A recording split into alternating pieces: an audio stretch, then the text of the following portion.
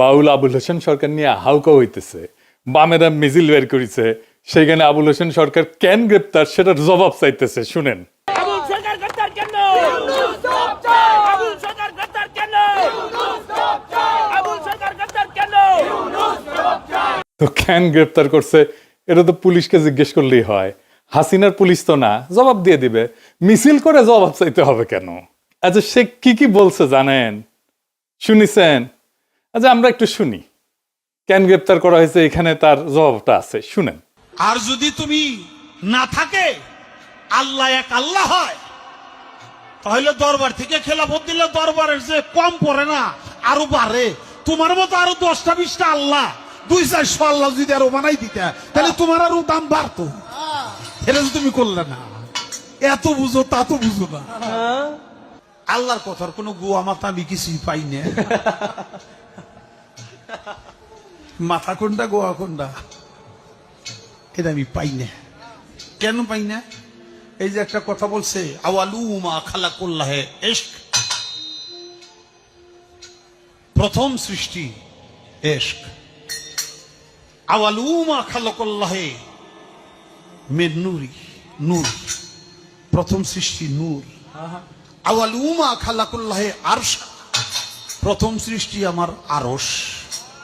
দেখেন, আওয়ালুমা খালাকুল্লাহে রূহ, প্রথম সৃষ্টি আমার রূহ। কয়টা হয়েছে?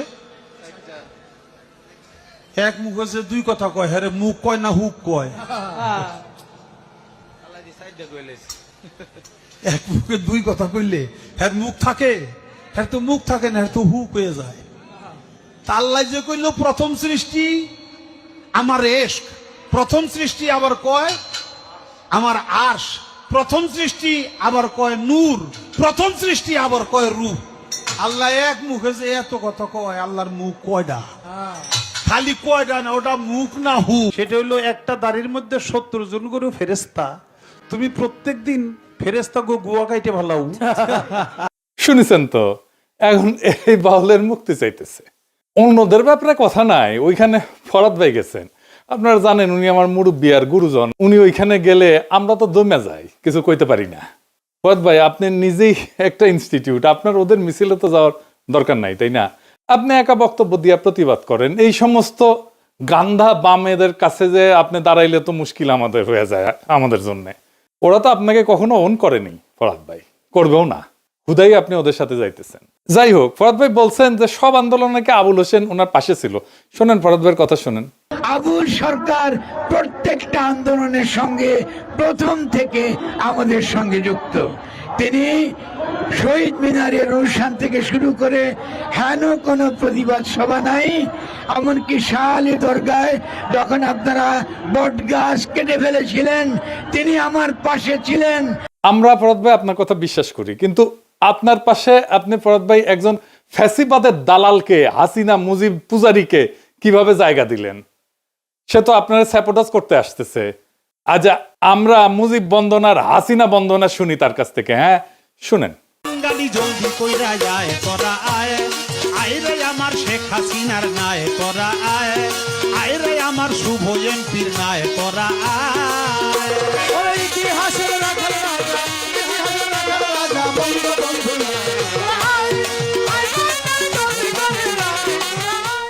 বুঝেছেন তো ফরাদ ভাই, যাকে তাকে আশেপাশে জায়গা দিয়েন না। মাঝে মাঝে আপনি এমন কিছু করেন যে আমরা বিভ্রান্ত হইয়া যাই। আপনি ইসকনের চিন্ময়ের সাথে দেখা করছেন, এত খাতির আপনার চিন্ময়ের সাথে, তাদের দাবির পক্ষে দাঁড়াইছেন পর্যন্ত। এটা তো আমাদেরকে বিভ্রান্ত করে দেয়। যাই হোক, আমরা তখন বেদনাহত হয়ে শুধু দেখতে থাকি যে ফরাদ ভাই এটা কি করতেছে। আপনি মানিকগঞ্জে বাউল সম্মেলনে যাবেন বলছেন, ভালো কথা।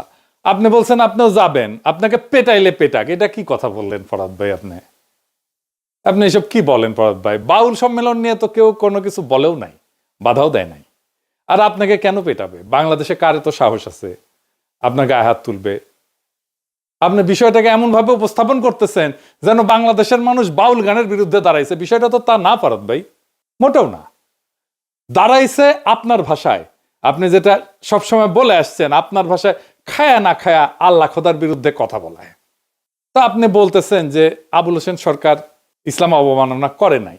তো তাইলে তো মুরব্বী হিসেবে আপনার বোঝানো উচিত, একটা ভিডিও বানায় লিখে হোক, যে এটা বুঝায় দেওয়া যে এটা ইসলাম ধর্ম অবমাননা না। করেন আপনি, আমরা শুনি, বুঝি, আমরা শিখি, সবাই শিখুক। আপনাকে তো সবাই মুরব্বী মানে। আর যদি আপনার মতে ধর্ম অবমাননা নাই করে, তাইলে আদালতে তো খালাস দিয়ে দিবে, জামিন দিয়ে দিবে। আইনকে বাধা দিচ্ছে কেন রাস্তায় বলেন? এই আবুল হোসেন তো ধান্দাবাজ। মুজিবের বন্দনা করিছে, হাসিনার বন্দনা করিছে, এখন বিএনপির হয়ে ভোট চাচ্ছে। বিএনপির মিটিং এ কিন্তু এগুলো কথা কইছে। ওইখানে দেখেন, সামনে হইল জাতীয় নির্বাচন। আমার আফরোজা খান রিতাফা নমিনেশন পাইছে না ধানের শীষে। সামনে ধানের শীষ প্রতীকে আফরোজা খান রিতাফার জন্য আমি আপনাদের কাছে দোয়া চাই, ভোট ভিক্ষা চাই। দেখেছেন? এবার এডিটর সাহেব এনা শুনে দেন মুজিব বন্দনা। মানে সব আওয়ামী লীগ এখন বিএনপি হয়ে গেছে। গালি জলদি কইরা যায় তোরা আয়, আয় রে আমার শেখ হাসিনার নায় তোরা আয়, আয় রে আমার শুভ এমপির নায় তোরা আয়।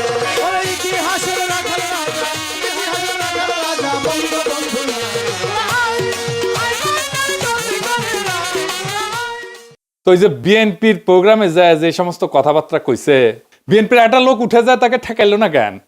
বিএনপি তো ওয়াজে যে কার বিরুদ্ধে, বিএনপির বিরুদ্ধে কথা বললে তো একেবারে ওখানে আলেমদের সাথে ঝগড়াঝাটি, গালাগালি এই সমস্ত করে। তো দেখবেন, দু একটা দেখবেন যে বিএনপি যে কি করে ওয়াজের ইয়েতে উঠে, মঞ্চে উঠে আলেমদের সাথে কি করে দেখবেন। তো ওইখানে যে তারা কেন ঠেকায় না দেখেন।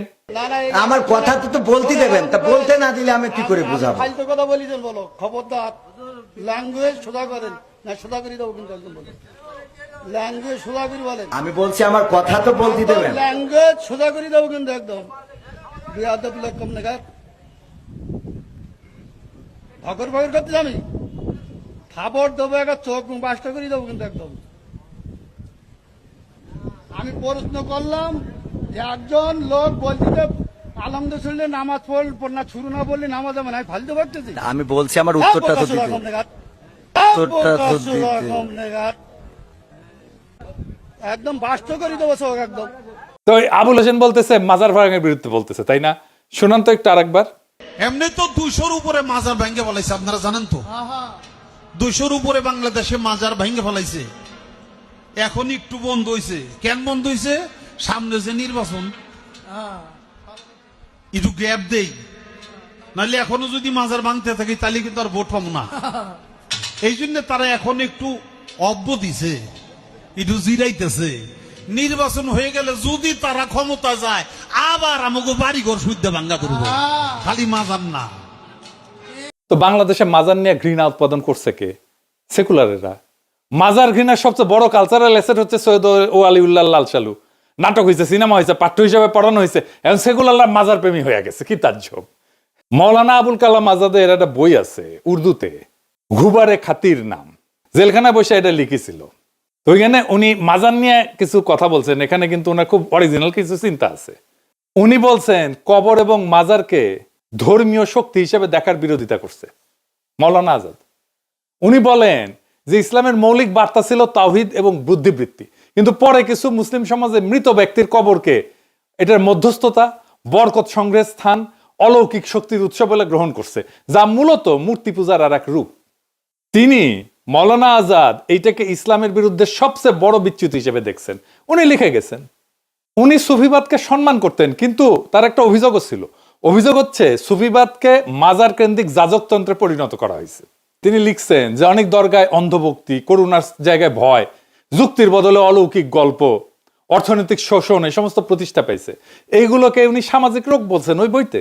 উনি বলছেন যে দরিদ্র অসহায় মানুষের জীবনের বাস্তব সমস্যার সমাধান খুঁজতে গিয়ে মাজারে আশ্রয় নেয়, এবং মাজারের খাদেম এবং পীরেরা এই দুর্বলতার সুযোগ নিয়ে নিজেদের কর্তৃত্ব জাহির করে। উনি বলছেন যে এই ব্যবস্থা মানুষের আত্মমর্যাদা নষ্ট করে, পরনির্ভরতা বাড়ায়, সামাজিক উন্নয়ন থামায় দেয়। তিনি খুব কষ্ট পেয়ে লিখছেন এখানে, মুসলিম সমাজ যখন কোরআনের জ্ঞান, বুদ্ধি, বিজ্ঞান, দর্শন এসব থেকে দূরে সরে যায়, তখন মাজার কেন্দ্রিক আধ্যাত্মিকতা সমাজের নেতৃত্ব নেয়। উনি একটা টার্ম ইউজ করছিলেন, জ্ঞানহীনতার রাজত্ব, এই মাজার পূজারে উপহাস করছেন। তিনি আরো বলছেন যে অনেক মাজার দরগা এক ধরনের অর্থনৈতিক কেন্দ্র, ক্ষমতার স্থান, স্থানীয় রাজনীতি নিয়ন্ত্রণের যন্ত্র হয়ে পড়ছিল। তিনি মনে করেন যে ইসলামের সত্যিকারের উদ্দেশ্যকে এটা বিকৃত করে দিচ্ছে। একটা খুব চমৎকার কোটেশন আছে এখানে, মানে আমি বাংলা করে বলতেছি, মানুষ অলৌকিকতার পেছনে ছোটে কারণ সে জ্ঞানের আলোয় চোখ খুলতে ভয় পায়। আর সেকুলারদের কাছে মাজার এত গুরুত্বপূর্ণ হয়ে গেল কেন হইলো জানেন? এটার একটা পলিটিক্যাল কারণ আছে, ভূ রাজনৈতিক কারণ আছে। আসেন সেটা একটু দেখি। মাজার হইল Indian soft power, Indian cultural icon, তাই সেকুলাররা এটা রক্ষা করতে চায় যে কোনো ভাবে। বামেরা ঠিক এই কারণেই বাংলাদেশের ইসলামকে পীর আউলিয়ার ইসলাম হিসেবে দেখতে চায়। আপনি দেখবেন মুম্বাইয়ের সিনেমাগুলোতে মুসলমান চরিত্র মানে সে মাজারে যায়, দোয়া পড়ে, সুতা বান্ধে, কাওয়ালি গায়। কেন এইটার পিছনের রাজনীতিটা কি? এই যে মুসলমান মানেই মাজারে যাওয়া স্টেরিওটাইপটা হঠাৎ করে সৃষ্টি হয়নি। এটা একটা ঐতিহাসিক, রাজনৈতিক এবং সাংস্কৃতিক নির্মাণ, যার সূত্র 3টা পর্বে।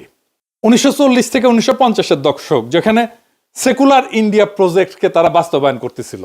ভারত রাষ্ট্র নিজেকে সেকুলার দেখাতে চাইছিল। তো হিন্দু মুসলমান ঐক্য দেখানোর সবচেয়ে সহজ ভিজুয়াল প্রতীক কি?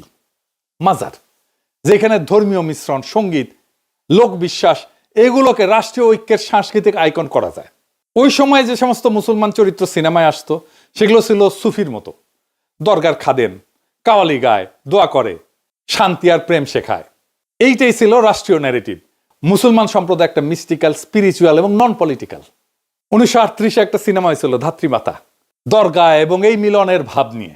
43 সালে নাজমা বলে আর একটা বিখ্যাত সিনেমা ছিল মুসলিম সমাজের সাংস্কৃতিক আধ্যাত্মিকতা নিয়ে। এখানে মুসলমান মানে কবি, সুফি, অলৌকিক প্রবণ। এরপরে আসে 1960 থেকে 1980 সাল, কাওয়ালির যুগ, বলিউডের বাণিজ্যিক স্টেরিওটাইপ। এই যুগে বলিউড বুঝাইলো যে মাজার, সঙ্গীত এবং কাওয়ালি এটাই হইতেছে হিট ফর্মুলা, ইমোশন, মিউজিক এবং এক্সোটিকনেস। এটাই হচ্ছে মুসলমান পরিচয়। ফলে মুসলমান পরিচয় মানে দরগায় চাদর দেওয়া, কাওয়ালি করা, পীর ফকিরের দোয়া, অলৌকিক সুস্থ হওয়া, সাদা টুপি, আচার আচরণ।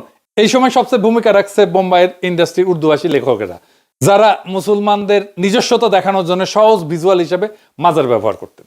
মাজার কেন্দ্রিক গান এবং সিন, বারসাত কি আকরাত, অমর আকবর অ্যান্টনি 1977 সালে, দরগায় অলৌকিক সুস্থ হওয়া, সুফি গান একটা নতুন ধরনের কালচারাল জানরা তৈরি করলো। এই সময় মুসলমান চরিত্রকে মিস্টিক, অলৌকিক, আবেগী করে ফেলা হইল। এইটা ভারতীয় জাতি নির্মাণের ন্যারেটিভের সাথে মানানসই। মুসলিমরা নন থ্রেটনিং স্পিরিচুয়াল মাইনরিটি। এরপরে আসলো 1990 থেকে 2000 সাল, মিডিয়া এবং পলিটিক্যাল মোমেন্ট। মুসলমান মানে দরগা প্রেম, দোয়া। 1992-এ বাবরি মসজিদ ভাঙা হইলো। তারপরে বলিউডে মুসলমান চরিত্র ফের এই হার্মলেস ভিজুয়ালে ফেরাই নিয়ে যায়।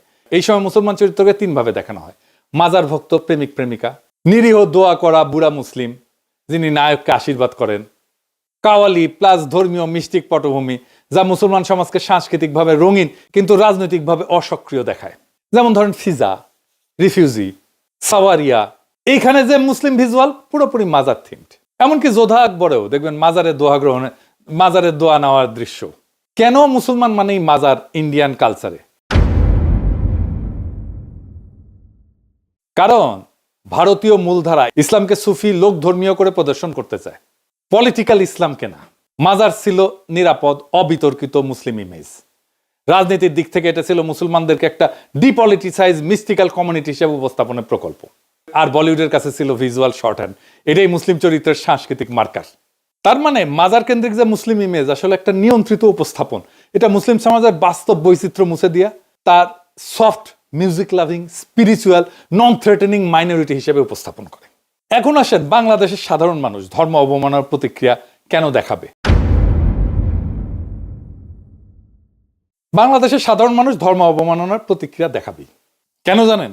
এটার একটা গভীর রাজনৈতিক, সাংস্কৃতিক কারণ আছে এবং অর্থনৈতিক কারণ আছে। বাংলাদেশ একটা দরিদ্র রাষ্ট্র। এই রাষ্ট্রের বেশিরভাগ নাগরিক দরিদ্র।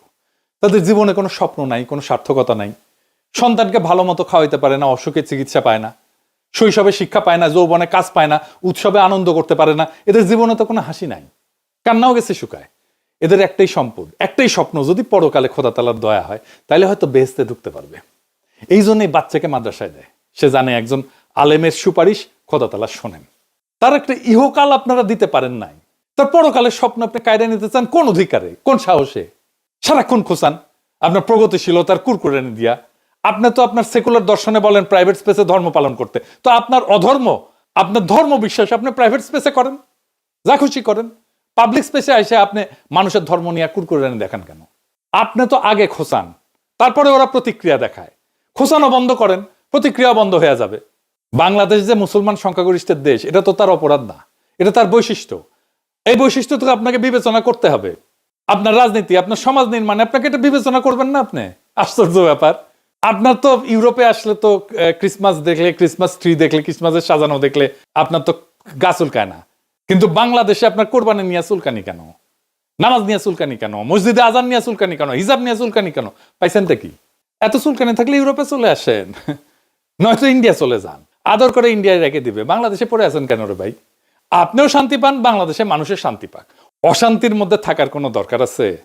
বাংলাদেশকে যদি সত্যিকার অর্থে শান্তিপূর্ণ একটা সমৃদ্ধশালী রাষ্ট্র হিসাবে তৈরি করতে চান, ইনসাফপূর্ণ রাষ্ট্র হিসাবে তৈরি করতে চান, তাহলে আপনাদের এই কুরকুরানি বন্ধ করতে হবে, ইসলাম বিদ্বেষ বন্ধ করতে হবে। তাছাড়া বাংলাদেশ কখনো শান্ত হবে না। এই সহজ সত্যটা মনে রাখবেন, তাহলেই আগামীর বাংলাদেশ আপনি ঠিকঠাক গড়তে পারবেন। সেই বাংলাদেশ গড়ার অপেক্ষায় থাকলাম। ইনকিলাব জিন্দাবাদ।